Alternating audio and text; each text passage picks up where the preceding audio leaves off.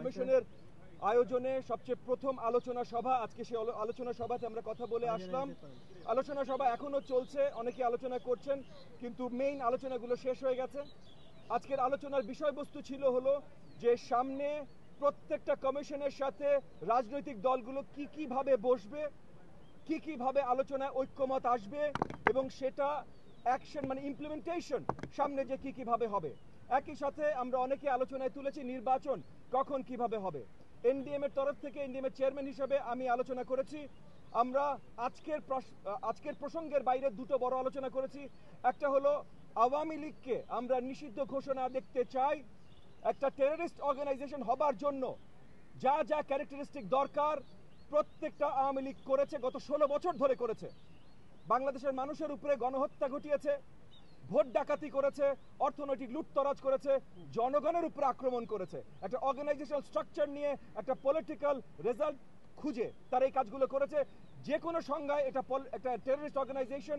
এবং আমরা মাননীয় প্রধান উপদেষ্টার মাধ্যমে সরকারের কাছে আবেদন জানিয়েছি যে সরকারিভাবে যেন তাদেরকে টেররিস্ট অর্গানাইজেশন হিসেবে আখ্যায়িত করা হয় এবং নিষিদ্ধ ঘোষণা করা হয়।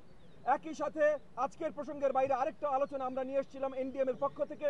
সেটা হলো জাতীয় নির্বাচনের আগে যেন কোনোভাবেই স্থানীয় নির্বাচন না করা হয়। জাতীয় নির্বাচন ছাড়া স্থানীয় নির্বাচনের লিগ্যাল আপনার লেজিটিমেসি যেমন আনা যাবে না, একইভাবে স্থানীয় নির্বাচনে যতগুলো প্রতিকূলতার সৃষ্টি হতে পারে, মানে মাঠে বা প্রত্যেকটা জায়গায় জায়গায় যে ধরনের দাঙ্গা কোন্দল সৃষ্টি হতে পারে, আজকে যেমন অন্তর্বর্তীকালীন সরকারের অধীনে পুলিশ বাহিনী এটা দমন করার জায়গায় আসে নাই, তাইলে আগামীতেও খুব শীঘ্রই এটা আসা সম্ভব না। তো সবভাবে সঠিকভাবে একটা লোকাল নির্বাচন করতে হইলে তার আগে একটা জাতীয় নির্বাচন করতে হবে। আজকে প্রসঙ্গের বাইরে এই দুটো জিনিস বড় দাগে অন্তর্বর্তীকালীন সরকার এবং কমিশন প্রধানদের সাথে আমরা আলোচনা করেছি। আর আজকের প্রসঙ্গে যেটা আলোচনা করেছি সেটা হলো যে এই যে ঐক্যমত আনা, এই ঐক্যমত আনার জন্য আমরা সাজেশন দিয়েছি এই এই ঐক্যমত কমিশনকে যে প্রত্যেকটা কমিশন আলাদা করে যেন প্রত্যেকটা রাজনৈতিক দলের কাছে প্রতিনিধি রিকোয়েস্ট করেন এবং এই প্রতিনিধিদের সাথে তারা বসে প্রথমে ভোটাভুটি করেন কোন কোন রিফর্মগুলো কোন কোন রাজনৈতিক দল চায়, যেগুলোতে সবাই ঐক্যমত পোষণ করবে সেটা নিয়ে আলাদা একটা চার্টার তৈরি করা, যে এইটা মীমাংসিত ঐক্যমত, এর বাইরে কেউ যাবে না।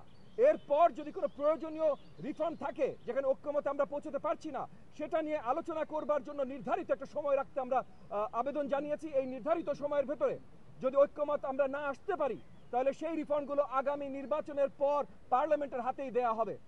দ্বিতীয় যে আলোচনা আমরা এনেছি যে ঐক্যমতে আমরা যেটাতে আসবো, যে রিফর্মে সেগুলো আমরা কিভাবে বাস্তবায়ন করব, সেই বাস্তবায়নের জন্য অন্তর্বর্তীকালীন সরকার কতখানি কাজ করবে এবং রাজনৈতিক দলগুলোকে নিয়ে কিভাবে প্রমিসবদ্ধ চুক্তিবদ্ধ করতে পারে, যে যার মাধ্যমে যেই সরকার আসুক না কেন আগামীতে, কারণ এটুকু পরিষ্কার ভাই যে নির্বাচিত সরকারের বাইরে অন্য কেউ ইনঅ্যাক্ট করতে পারবে না কোনো বড় ধরনের রিফর্ম। তো নির্বাচিত সরকার এসে ওই ঐক্যমত রিফর্মগুলো কিভাবে ইনঅ্যাক্ট করবে সেটা নিয়ে আমরা আলোচনা করেছি এবং শেষ আলোচনা করেছি যে সবচেয়ে এই মুহূর্তে সবচেয়ে গুরুত্বপূর্ণ আমাদের জন্য শীঘ্রই একটা সঠিক জাতীয় নির্বাচন নিয়ে আসা। নির্বাচন কোনোভাবেই কোনো সংস্কারের সাথে সাংঘর্ষিক না এবং এই সংস্কারের আলোচনা এবং নির্বাচনের তৈয়ারি পাশাপাশিভাবে একসাথে চলতে পারে এবং সেই আঙ্গিকেই মাননীয় প্রধান উপদেষ্টাকে আমরা আবেদন জানিয়েছি যে উনি টেন্টেটিভ একটা তারিখ বলেছিলেন 2025 সালের ডিসেম্বর। উনাকে আমরা রিকোয়েস্ট করেছি যে 2025 সালের ডিসেম্বর যে হতে হবে তা না, যত শীঘ্রই আমরা সঠিকভাবে একটা নির্বাচনের পথে যেতে পারি, নির্বাচন দিতে পারি, উনি যেন সেইভাবে একটা নির্বাচনের ডাক জানান।